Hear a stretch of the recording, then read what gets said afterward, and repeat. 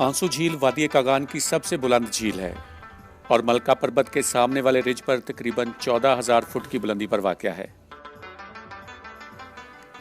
इसको आंसू झील इसलिए कहा जाता है कि इसकी शक्ल आंसू के कतरे जैसी है। ज्यादातर लोग इस झील का ट्रैक सैफल मलूक से शुरू करते हैं।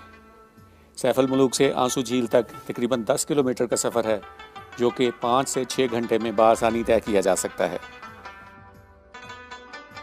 इस ट्रैक के दौरान आप तकरीबन 4,500 फीट की बुलंदी भी हासिल करते हैं। जब आप सैफल मलूक पार करते हैं तो एक पतली सी पगडंडी आपको रास्ते की खबर देती रहती है। इब्तदाई 1-2 किलोमीटर का ट्रैक हमवार और नहायत ही आसान है। आपके साथ साथ ग्लेशियर से पिघल कर आने वाला पानी नालों की सूरत में जलतरंग बजाता चलता है। तकरीबन 2 घंटे की वॉक के बाद ग्लेशियर्स और बर्फ रास्ते को और भी खूबसूरत बनाने लगती है। फिर मलका पर्वत के ग्लेशियर्स पर पहुंचकर इर्द गिर्द नजर दौड़ाएं तो लगता है कि ये वाकई परियों का देश है।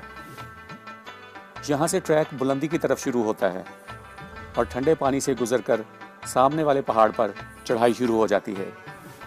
ये रास्ता कैसा है और किस तरफ जाता है, इसको वाज़े तौर पर देखने के लिए हम कैमरा मलका पर्वत पर थोड़ी बुलंदी पर ले जाते हैं ताकि आप इस ट्रैक की वाज़े झलक देख सकें। यहाँ से आप वाज़े तौर पर देख सकते हैं कि आंसू झील का रास्ता कैसा है और किधर से जा रहा है। इस मुकाम से ट्रैक ग्लेशियर की हदूद में दाखिल हो जाता है। बर्फ पर चलने में ज़्यादा एहतियात करनी पड़ती है।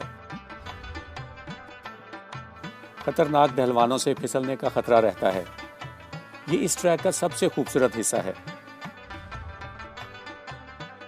हर तरफ बर्फ की सफ़ेद चादर और इर्द गिर्द के बुलंद पहाड़ ऐसे नज़ारे हैं जो कम लोगों ने देखे होते हैं। हमने सामने इंतहाई बुलंदी पर नजर आने वाले रिज तक जाना है। यहाँ से दूसरी तरफ मौजूद आंसू झील नजर आएगी। इस रिज से आंसू झील का पहला नज़ारा मिलता है और आंसू की शक्ल वाली झील नजर आती है।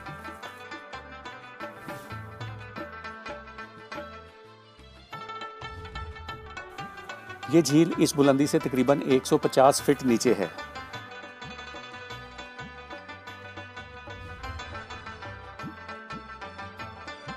और बहुत से ट्रैकर नीचे झील के किनारे तक नहीं जाते और यहीं से झील और इर्द गिर्द के नज़ारों का लुत्फ उठाते हैं।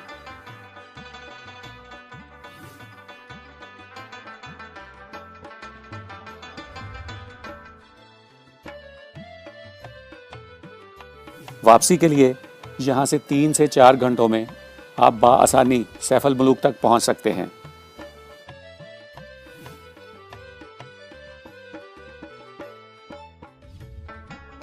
दोस्तों, उम्मीद है ये वीडियो आपको पसंद आई होगी। मेरा चैनल सब्सक्राइब करना ना भूलिए और अपना ख्याल रखिए। अल्लाह हाफिज़।